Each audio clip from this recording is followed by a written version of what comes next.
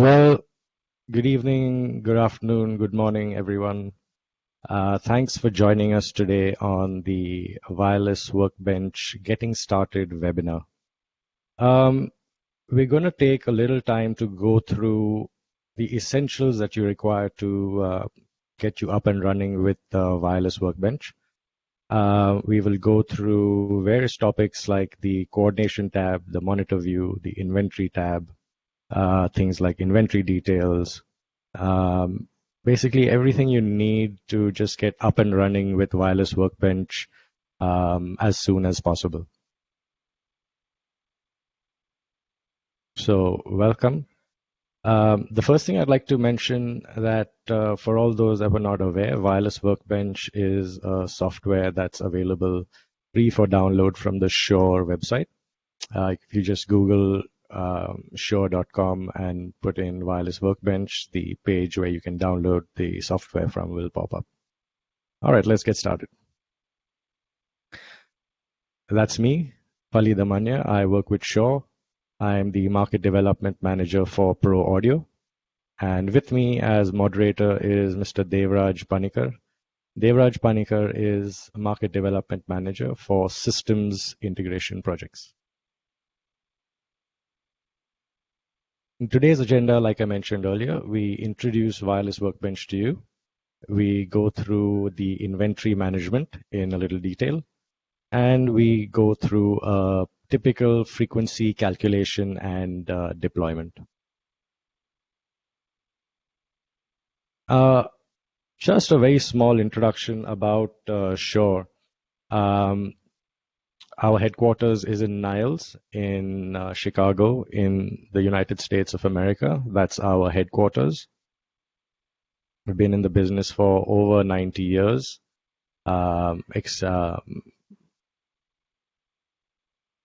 This is basically like a timeline from where the company started to the various years in business. So we started with, as you can see, the big old Elvis mic in the first slide, and all the various products that have come since then. So in the last slide, if you see down there, we have some in-ear monitors, the Axiom Digital, and the little white box on top of that, that's actually what Devraj deals in. Those are our systems integration products.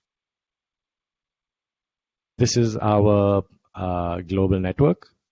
So as you can see, we've got a lot of offices all over the world. And one of the newest offices to open was the one in India. We have two offices currently, the engineering site in Hyderabad and a market development, sales and market development office in Bangalore.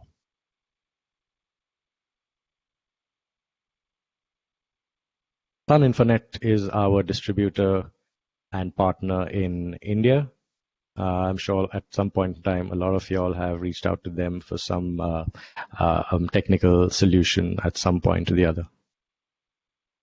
And yes, we make a lot of products other than the SM58. We are quite busy in the touring sound. We do education conferences, AV rental, theater, live events, governments, house of worship, etc., etc. Content creation is one of the newest markets that we're in. So products for content creators, bloggers, vloggers, etc. Alrighty, let's get started. Wireless Workbench, here's our window. Now, the moment you open Wireless Workbench, firstly, you can see that I have a couple of ULXD receivers, and you can currently see them in green, and that's because they are currently online. If I disconnect the Cat6 cable that I have here, you'll now see that they've gone offline. I'll just connect that cable back and wait for that to show up again. Now, it's very essential that people using Wireless Workbench realize that it is a one-stop solution for frequency coordination, not only with Shure equipment, but with equipment from various other manufacturers as well. That's one of the coolest things about Wireless Workbench, that in any event you can have equipment from various manufacturers, but you still need that one place where you can compile and coordinate all your inventory. Consider it almost like a show file for your wireless equipment. That being said, all engineers nowadays carry a pen drive, a thumb drive with console show files. Why not now just carry a show file for your wireless equipment? That being said, why would that be important? First reason, you could name all the devices. You could configure all the devices right from your laptop. You could even configure them considering that you're offline. So, early morning, you're out on a flight, you reach your venue by the afternoon, but on the flight, you can probably compile all your gear for the inventory that you know you're going to be getting that evening. You can set it up exactly the way you normally do and be ready with a kind of a show file for your connected inventory the moment you reach the venue. That's if you're starting from scratch. The other option is that you've done all that and now you have a ready file that you can just load using the file and the open show button here. Now, considering that it's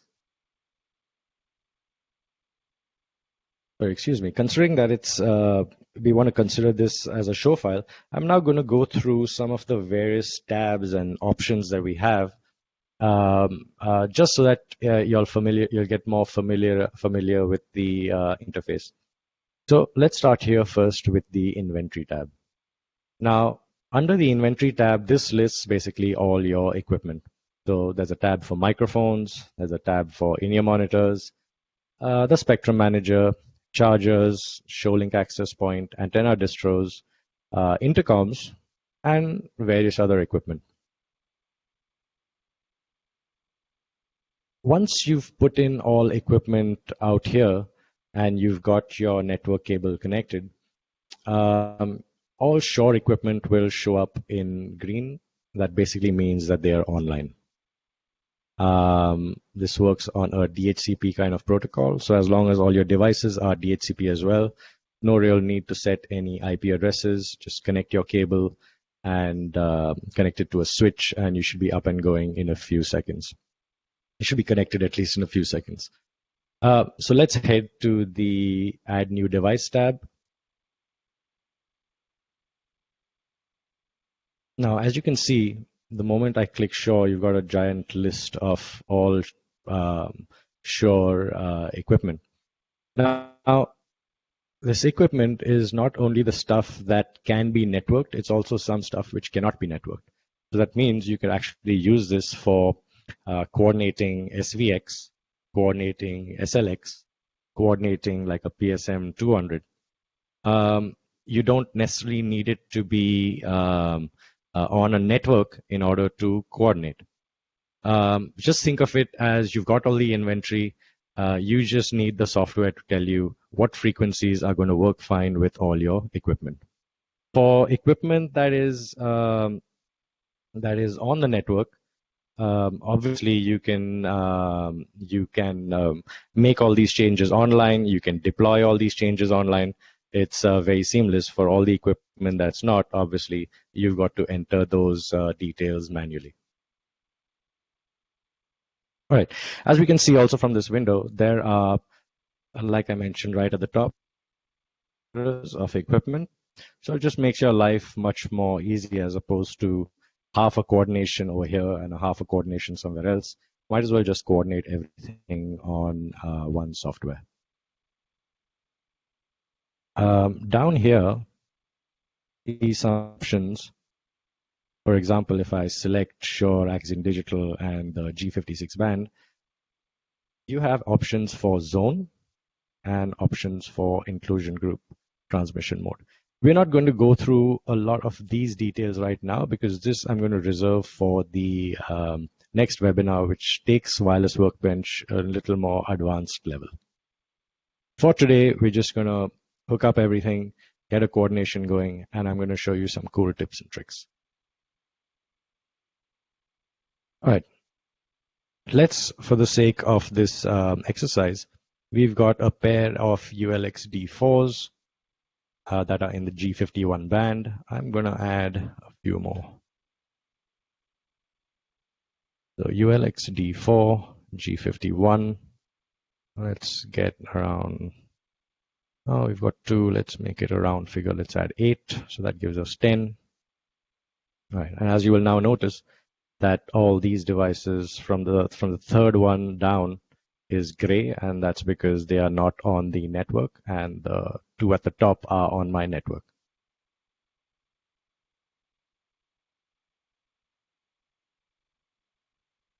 Now, once you've got some of your inventory here, there are various things that you can do to segregate and to just sort this equipment out so that it's easy to trace. Now, understand that for most practical purposes, we're doing small events. We don't have too much of inventory. But for some large events, corporate events, theater stuff, you could probably run into like 40 and 50 and more channels of wireless. And now suddenly it becomes a little difficult to kind of track what is where and stuff like that. To make that a little easier, firstly, you have the option of naming the device. And now I know that you can't see these devices, but you'll have to take my word for it that the moment we rename a device here, it gets renamed on the hardware as well. So I'd originally call these ULXD1, ULXD2. And what I will do now is I will go from this one, say down till, let's see, let's go down to here. And let's give this, let's call this like vocal 1 to 1, 2, 3, 4, 5, vocal 1 to vocal 5. Under the channel properties, if you see on the right-hand side, you have a whole bunch of little triangles here, which opens up further functions. One quick tip is if you want to name channels and you want to enumerate them in order, there's no need to go one by one, as in write vocal 1, vocal 2, vocal 3. You could do them all together. So under channel name, just write what you want. So I will write vocal, or as we like to say here, vox. Leave a space, and I will enumerate from 1. And apply, and there you go. Similarly, I will do something similar for here. We'll call these, say, I don't know, ons. It from, there you go. Yeah, who doesn't like colors? Let's color these under tags and colors. You can color these whatever color you want. Okay, I will color these vocals red, and I will color these online ULXDs yellow. Okay, so similar to using a DAW, where you can actually color code your various tracks, just so that drums go here, vocals go here, keyboards go here, etc., etc. So a nice demarcation of what is actually happening where. And as far as tags, you could now also just presume that you've given these channels names here, but now you also want to sort or you want to search using a tag. That's a very easy thing to do. All you're going to have to do is you head up down here, go to Manage Tabs. So that's Tools, Manage Tabs, Tags. I'm sorry. I'm going to add a tag. Let's call this Vocals. And we will add one more. We'll call this, what was that, Horns.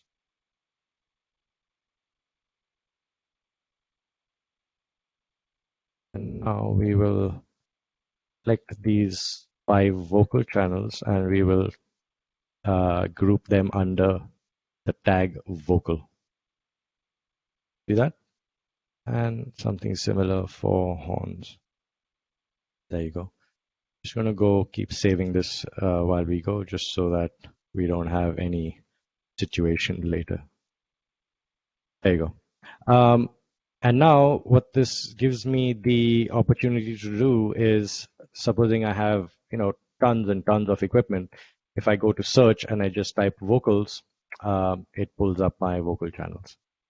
And if I type horns, it now pulls up my horns channel. So it's just a very easy way to not only demarcate using colors and tags, but also to locate stuff if you need to do so in a pinch and you don't really want to go through your entire list.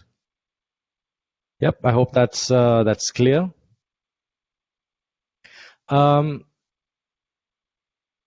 Let's head here to the item properties page.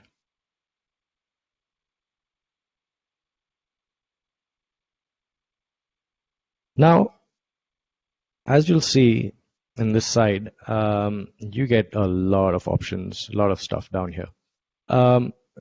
Just to make it very simple and to remember it, if you see right down here where my mouse pointer is, you can see IR presets. IR presets are infrared presets. It's basically what gets transferred to the mobile device when you actually sync it. Yeah, very simple. Everything above that, so advanced RF antenna system, all these options have to do with the actual networked device. Yeah, so now remember right at the top, I mentioned that basically you have to an extent control over pretty much all of your inventory. So right from here up to audio, up to coordination, has to do with the actual networked device. IR presets has to do with what happens once you sync a device. So go through one by one most of these options. Let's start with the device ID. Under RF, advanced RF, you have a couple of options here. So encryption is one. Just a quick note on encryption. Encryption is AES 256 encryption, which basically means that once a transmitter and receiver are encrypted, it's only that transmitter which will open that respective receiver. There's not a single transmitter in the rest of the world that will make that happen. It's a very high level of security for digital wireless devices. Frequency diversity, transmission mode. Now, a lot of this has to do with other products. Your antenna system, you can turn your bias voltage on and off. Your frequency band, various kinds of locks. Yeah. And you have channel name, tags and colors. Audio settings, one of the most important, because very often in multiple microphone setups, we end up reaching an event and various mics are at all different levels and you sometimes just want to zero out everything. This is one place where you can do that. Similarly to how we did tags and colors, if I just select all these 5 vocal microphones, and I change this gain now to say 0, and hit apply, now all these receivers get a gain of 0.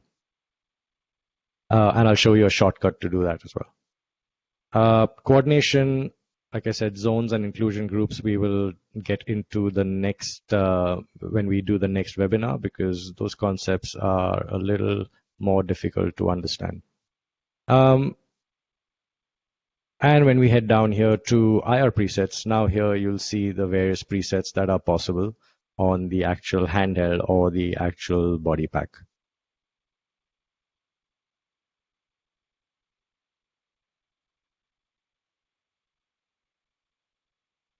Okay, since ULXDs are compatible with boundary and ULXD boundary and gooseneck transmitters, you have a few more options here, especially for things like high pass, mic offset, etc.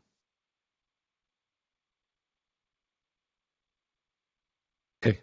Now at the top over here, you see a setting called presets.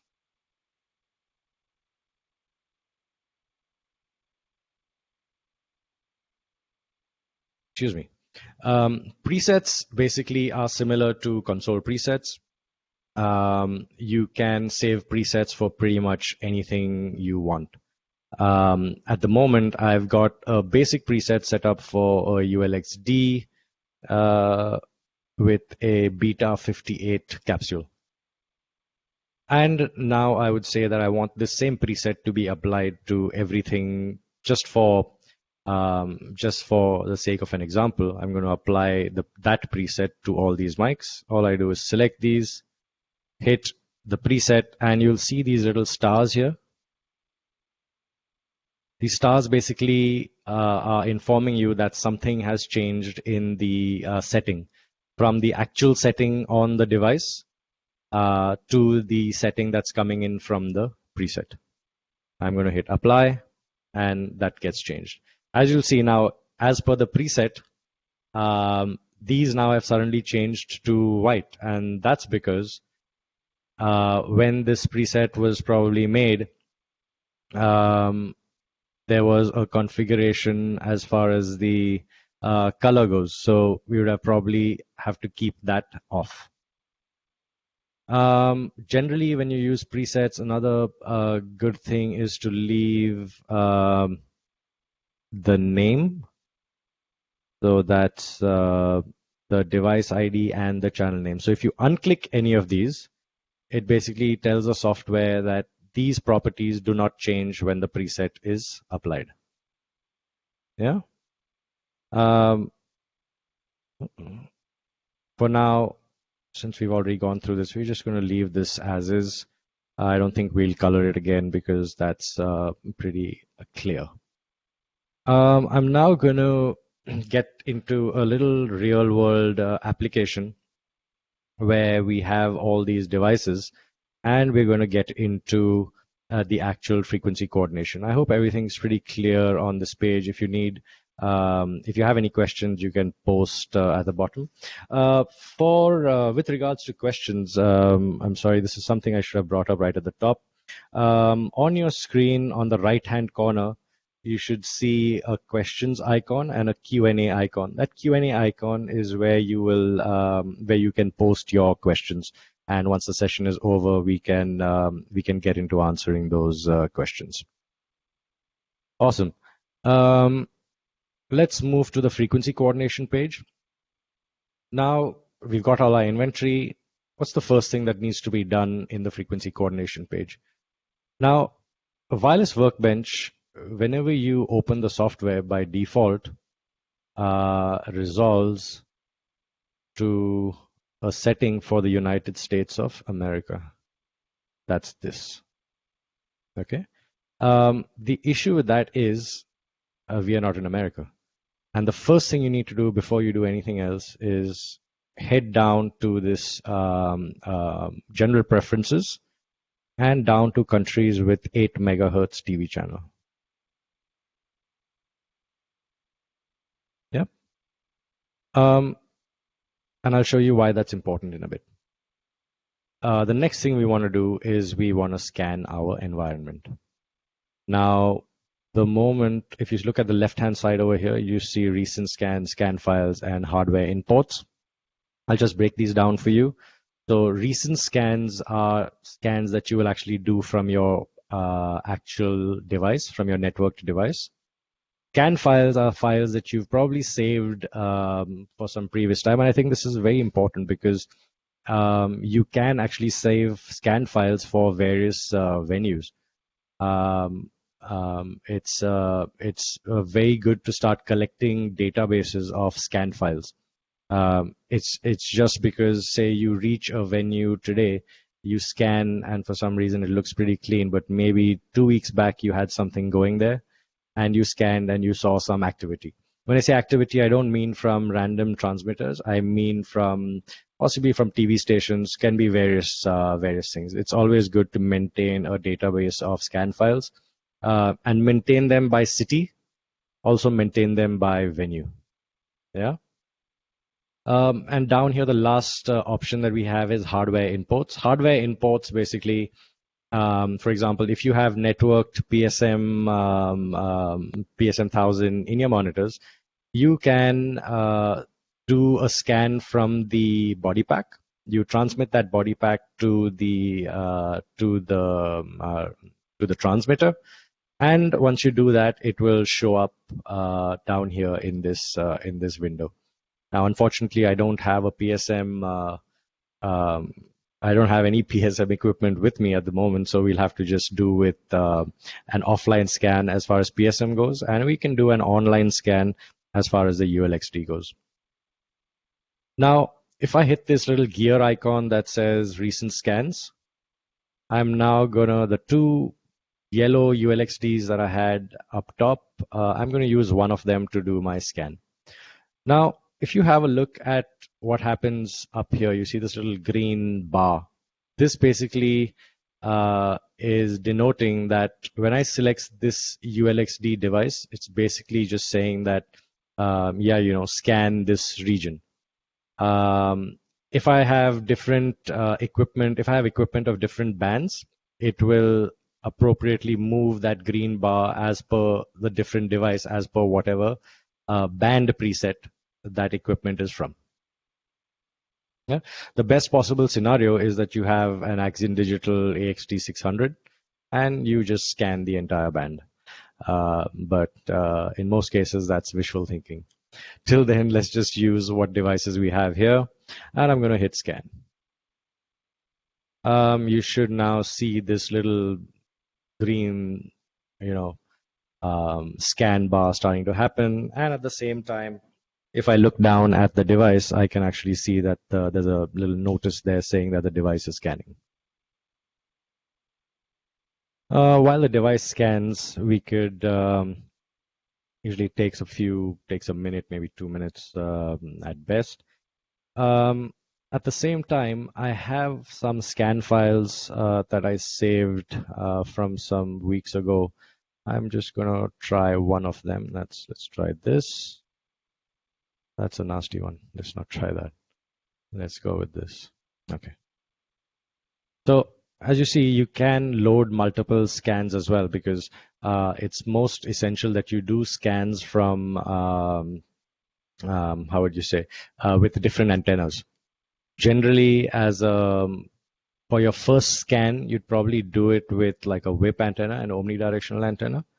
And I would definitely repeat that process with a directional antenna, considering that I was using a directional antenna later. And why that's important is because the Omni now picks up everything around it, which is important. You still want to know if there's something firing signal from behind you, which to an extent the directional will not pick up as much. So you want to get that scan coming in from an Omni directional whip antenna. And that's what we have at the moment connected to the rack. As you can see, it's a very clean spectrum. This is what we kind of expect to see most of the time.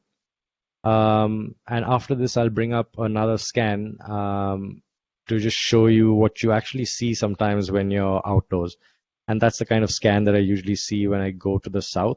I haven't really figured out what those TV channels are, but suffice to say that there is something out there.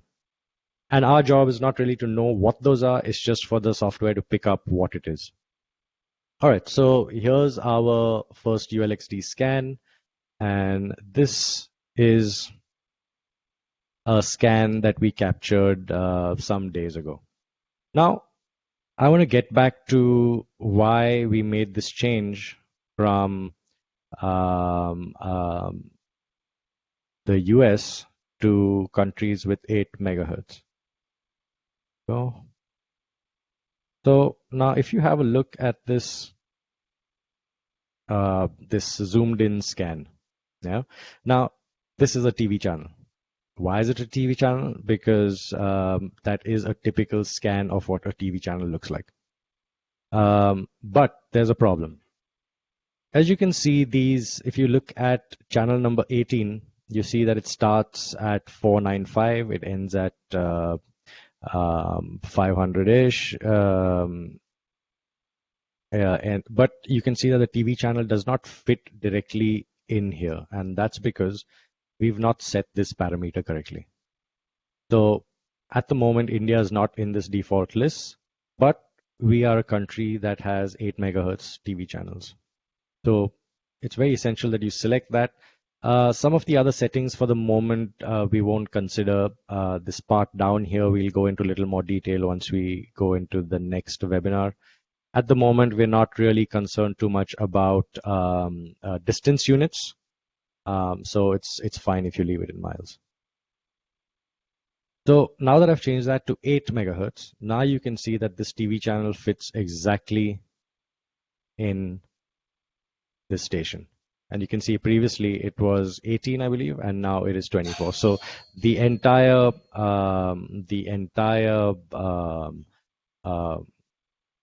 TV channel thing is now aligned. Give me a second.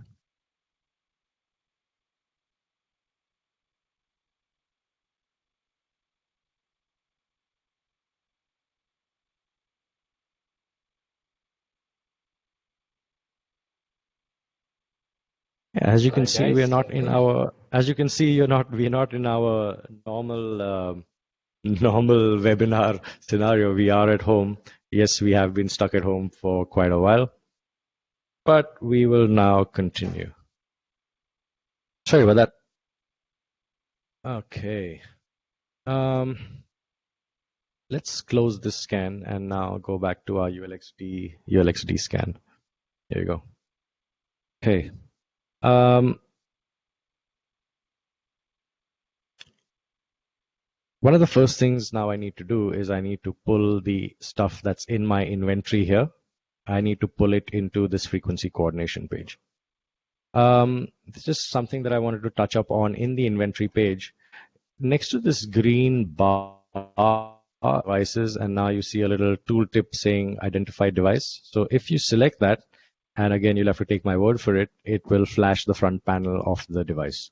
So this is a quick and easy way to make sure that your devices are connected to the software and that the software is connected to the device. One option you could have is at the bottom here that says flash all devices. You could just hit flash all devices and scan all your devices, look at them. If everything's flashing, which means everything's good. Okay, let's pull our inventory now into this frequency coordination page. Down here on the bottom right, you see 3 tabs. We're going to go to the first tab that says add frequencies, and I'm going to pull in frequencies from the inventory. We've got a couple of options here. You can use inventory from a compatible frequency list, or you can select devices manually. For most scenarios, we just need to pull in all the data from the inventory. The moment you do that, you'll see devices are now transferred here, the same colors, etc. At the moment, you see these top 2 ULXDs in yellow already have frequencies, and that's because we were playing with the rack a little earlier and we did a small coordination. Now we'll get into the actual coordination bit of this. It's very important to realize that you need to give the software as much information as possible. When I say as much information as possible, the software is only as good. Let's put it another way. The software is only as good as the amount of information you feed it. Yeah. Which means to an extent, if you've just take, for instance, if there's a mistake in not setting this 8 megahertz TV channel up and you're still on 6, for most scenarios, you might not have a problem, but that's not proper practice. If you've not set, for example, up here, if you see this exclusion threshold and scan peak threshold, and we'll go over all these things in the next webinar. Suffice to say, most of these settings for a starting out user, you can just leave them as they are and you won't have any problem. Let's now calculate. There you go. A good practice after calculating is to just look at everything that's happening here. My general rule is if everything's in green, you're fine. And if you've got 10 devices and you see a little 10 on 10 over here in green, you're fine as well. Post that, you would hit this analyze button. This basically gives you a little more information about all the frequencies that have been found. Yeah, and again, suffice to say, just for starting out, as long as you see all greens over there, you're fine. You're good to go. Next step is to assign and to deploy. And that's the button, the tab here next to the calculate button. 2 steps, auto assign and deploy to inventory. And again, my 2 network devices at the bottom have been flashing and information has been sent to them. And the remaining devices in my inventory now have all fresh frequencies, fresh compatible frequencies. Another step that you can do, and especially in a situation where you see a scan with a lot of TV channels, is you can actually recalculate. For example, if you just have a look at this, at the moment, this peak over here doesn't bother me too much, but I'm just showing this to you as an example. If this peak was slightly higher and this frequency was so close to it, I would probably not want it to be there. So in that case, I could probably just hit calculate again. Now, to an extent, this looks fine. I will now go ahead and deploy once more.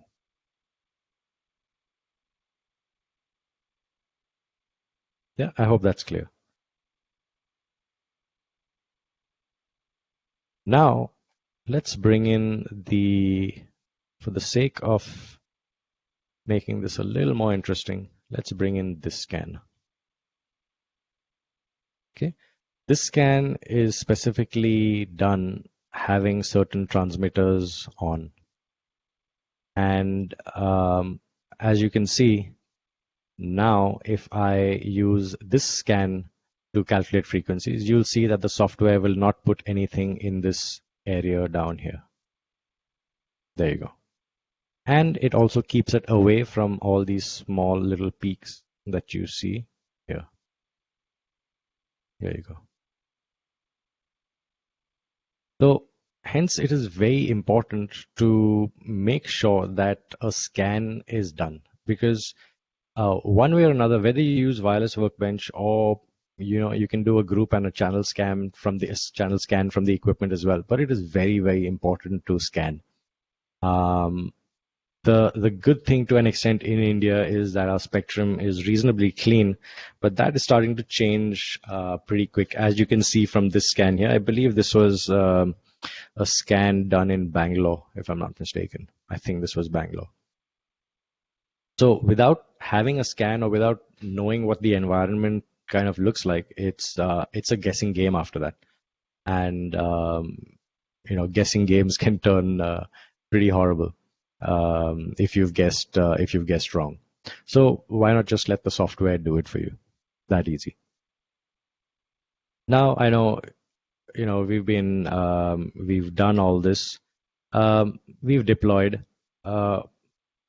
The next thing that you need to do is to sync your device to the receiver. Let's deploy once more. Okay, done. And I'm now going to pick up one of the handhelds and I'm going to turn it on and sync it to one of these receivers. And I'm just going to check it. Check. Hey. Yep, that's good. That leads me to the next tab. That's the monitor tab. Now, the monitor tab is very important because, yes, you can add inventory, you can do a frequency coordination, but how you interpret the monitor tab, I think sets one RF guy to an extent apart from another RF guy. Because there's a lot of information that comes to you in this monitor tab, and you need to know how to read it. That's very important. So at the moment, I'm going to turn this transmitter off, and you will see this orange RF power turn off. Okay, That's the one we're using. I'm now going to talk into the transmitter and you should hear some audio happening here. Yep, that was clean. Now the ULXD uses predictive diversity, which means you only see these two, you see A and B and two little lights on top, and that tells you at the moment that antenna B is being used. There are situations where it will use antenna A. It switches between antenna A and B depending on where it sees a better signal. That's in a very broad sense, in a very general sense, but that's to an extent what it is doing. And you see an overload light up here. And this overload light is generally depicting RF overload. You'll see two overloads. One will be in the audio, and this little guy out here, which will turn red if there's an overload, depicts RF overload. And why that is very important is the last thing you want to do is overload your RF.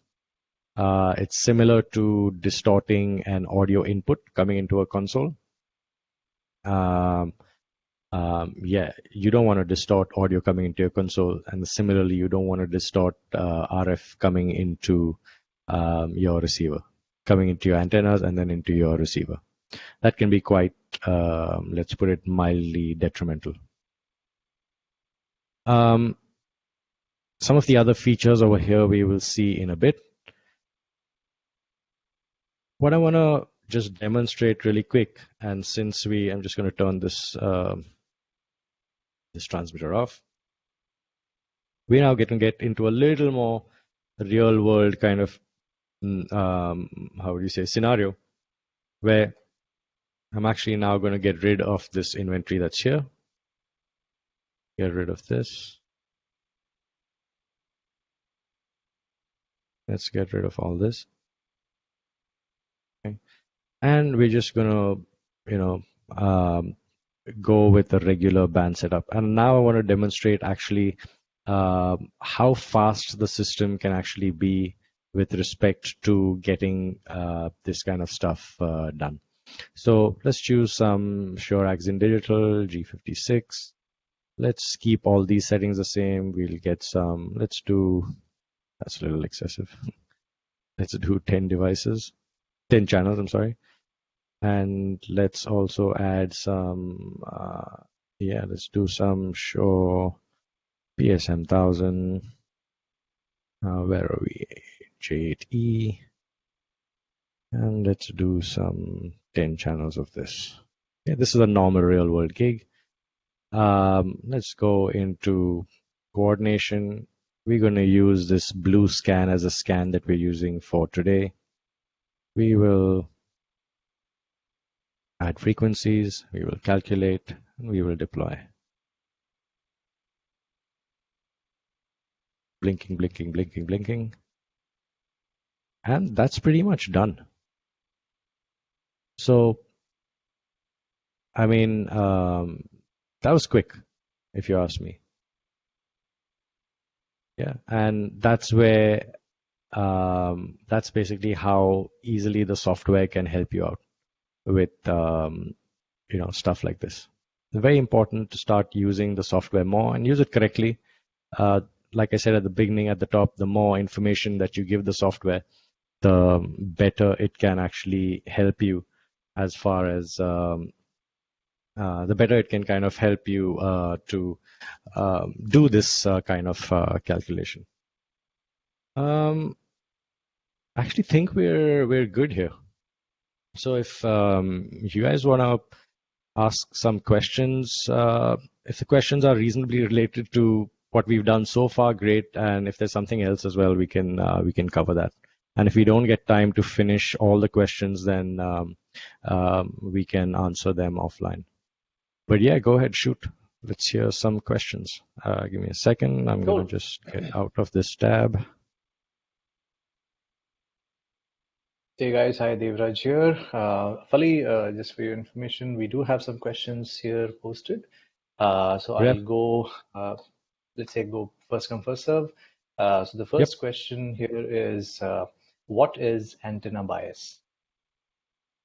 So antenna bias is basically if you use like a powered antenna, it requires power. That's like a if you require if you have a powered antenna that has an amplifier on it, it requires power. That's called antenna bias. So most of the devices which are at the top end of the, let's say the expensive stuff, they all have antenna bias that comes out from the what do you call it BNC ports. Some devices can be turned on and off, and a lot of the lower end devices cannot supply antenna bias. And in those cases, you need to have an external powering device in line with your antenna cable to power that antenna, and those devices are called bias Ts. Cool. Next question. Okay, next question is how can I add third-party devices to Wireless Workbench? Lovely, good question. Go back here.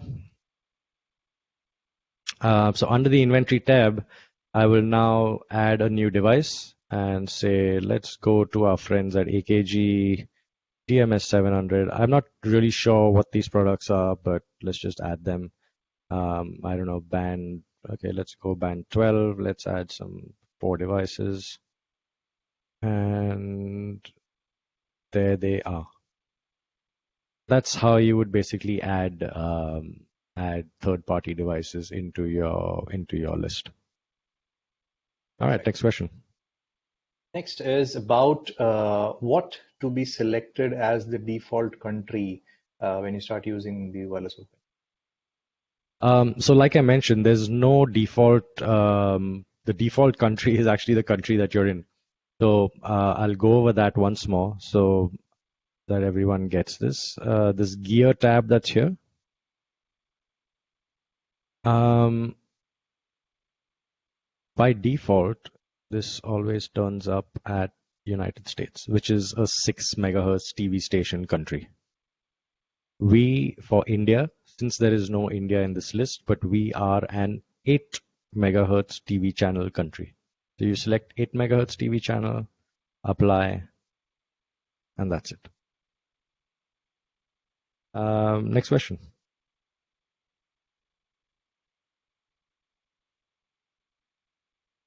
Next question. Next question is, I'm sorry, my mic was muted. Can this Wireless Workbench be used for SLX? Yep, like I said, you can use it for any Shure device. It will calculate frequencies for you. And to just go over that, we'll add a new device. Shure, where are we? SLX to go G4, add something here. And now that we have all these devices, let's just bring them into our list and show you that it'll actually calculate for SLX as well.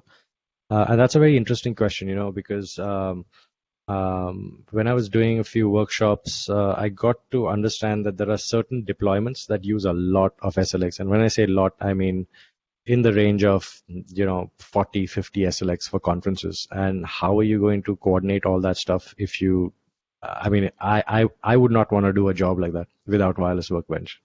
So we've added the SLX and the Audio Technica stuff in our inventory. Let's just pull all those frequencies back in. Let's analyze. Yep, that's good. That's all green. Yeah, we can calculate a few times. There you go. Everything good. That's it. Yep. So if we go down here, you see this is the DMS device down here. And where was the SLX? Here, the SLX frequency is up here. Cool. Next question. Cool. Okay. Next question is related to basically if I want to run both Wireless Workbench on my Mac and Shure Plus channels on my iPad, what is the best way to achieve this? Just get a wireless router. So in your network that you've networked all your equipment, just pull one Cat5 cable from there into a wireless router, and one cable into your router, one cable into your Mac. So your Mac can now run, Mac or PC can run the software, and the iPad can run channels. It's actually done. It's something that's done very, very commonly now, especially guys that makes monitors from front of house. It's essential. Essential. The good thing is you can, like, since you asking that question, I'm sure you know about it, but I'll just mention it for everyone else. You can use the app for some default stuff, and in case you want additional features, like control kind of features, then I think those are small in-app purchases, but they're quite reasonably inexpensive. Definitely a good tool to have if you're mixing monitors from front of house and you want to keep a track of, what's happening at the back end. It's a good tool. Cool. Next question. There's one question which is about frequency bands. So I'll just put this out so that you're also able to respond to that. It says there are multiple frequency bands for QLXD, such as G50 and H50. Right. Which Right. band is the best? Right. Or are all bands best because India has no restriction on frequency bands? Yeah, luckily at the moment all bands are best. I mean it's something that we don't think of because the spectrum, it's not like this blue thing. This blue spectrum is actually, some of this is what we actually turned on for a demo. The only thing which came up was this first blue TV channel down here. So this was actually for example, I'm at home in the middle of the city, and this is the scan I see. I mean, you don't see this anywhere in the world. So I'm sure you do see it some places in the world, but definitely not in a major metro. So for most cases, choose the band that you want, but try and keep your microphone bands separate at a certain distance from your in-ear monitor bands. That's the only thing I would say. Beyond that, at the moment, even for products like QLXD, band selection is entirely up to you. It varies from region to region, and I think it's based more on what equipment you already have and what equipment you're looking to buy in the future. It's mostly based on that. So cool, good question though. Cool. So I hope it gives some more details on that section. Next question is what was mentioned about backup frequency? So if you could reiterate again on that. Yeah, we didn't get into backup frequencies because at the moment, honestly, I don't even have something to deploy backups. But we will just create some backup frequencies. Those are just frequencies that you keep ready in case you have a problem. Very simple. And it's always a good practice because you don't want to be scramming for frequencies, while you suddenly have some RF failing or dropping, and then you got to rescan or find backup. So it's always good to prep backup frequencies. For instance, I will create a backup on let's Axion Digital. The two ways. First way is through this add frequencies panel here on the right, and the other way is through, if you right click on any of this equipment here, the bottom you see bad backup frequencies. So I'm going to select 4 and hit add backup frequencies. Now you'll see this 10 has changed to 14 because the additional 4 are backups. I will now calculate. Now it might start stressing me out because I've got some decent amount of inventory happening. But let's just just to make this quick, let's get rid of this. Let's get rid of the SLX. Calculate again. There we go. So now if I open this tab, you'll see X number of primary frequencies and the 4 backup frequencies that we added. So there you go, backup frequencies.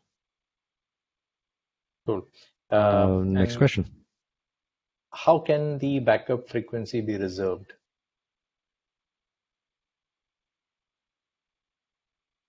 How can you reserve backup frequencies? Yeah, that's a good question. And reserve, I don't understand that question. Reserve backup frequencies as in calculate backup frequencies. Calculate at least a few per band of device that you're using. And those frequencies will be required in case you have interference, where in this assign and deploy tab, you can now pull out a backup frequency from the list. If I show you, let's just unassign all this, and let's just hang on, give me a second. You'll see these backup frequencies. All you'll do is drag backups to one hardware that you want to use. That's how you would. That will be the easiest and the fastest way to do it. I mean, beyond that, you'll have to have the device in your hand and you'll have to rescan. And it's like something that would take you a minute as opposed to something that will take you probably a few minutes. Most cases, that's not acceptable. Cool. Any more questions? Moving on. We have like what? Yes, 4 we minutes have left. we have 5 minutes and then 4 more questions. So let's see how much we can cover. So one question is, if you have a TV channel frequency, which is, for example, at 435.76 megahertz, can I deploy any device at 447.5 megahertz, which is just 10 megahertz away? Is it okay to deploy the device so close to the TV channel frequency? Hang on. That question almost did not sound right. One second. Let me just.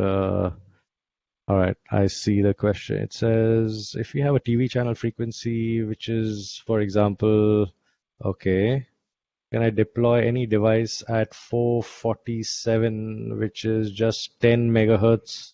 Huh? 10 megahertz? Yeah, my friend.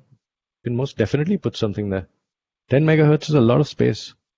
Yeah, that's a ton of space. I think you're a little confused with how much TV channel spacing you require, how much spacing you require from TV channels and from other equipment. For most practical purposes, that 10 megahertz space is quite sufficient actually. It will change if you have if you're considering spacing from like transmitter to transmitter, but TV this channel that you as per this query, yes, not a problem at all. Not a problem at all. One of the other questions here is, can I monitor third-party devices? Unfortunately, not. Sorry about that. It's the monitoring function and the online functions are all for network Shure devices. Next question. Exclusion and scan. Oh, sorry about that, Dave. I also have a list of all the questions that are up here. Since we're running out of how many questions do we have left? Oh man, quite a few. Okay, really quick. Exclusion and peak threshold we will go to in the next webinar. That's part of that webinar. How can I do a recent scan in offline? No, you can't scan if you're in offline. You need the device to be online, unfortunately. Squeal function in Shure devices. I think he means squelch function, but I like that terminology, squeal function. Yes, there is. I don't at the moment, but I will reply to that question in detail over email. What are the other questions here? The SLX device does not have a network port, and that's true. You don't need a network port because all you need is to actually calculate the frequency. Now, once you have the frequency, you take it over to the device and you can enter the frequency manually. Yeah, I think that's all we have time for. I think we'll reply to some of the other questions that we have left over because we've got a minute left. Yeah, Dave, you want to do closings? Sure. So thanks so much, Fali. I hope this was an informative session for all the attendees. I do have a poll also rolled out. So it would be great, if you could all respond to the poll. For the questions that we have not been able to address for some reason, Or if you have any queries that come later, you can write to us at india@shure.com, and then we'd be happy to respond to those as well. So with that, we would be closing the session. Thank you all for your time. Have a good time ahead. Thank you, guys. Thank you very much. Have a good one. Stay safe.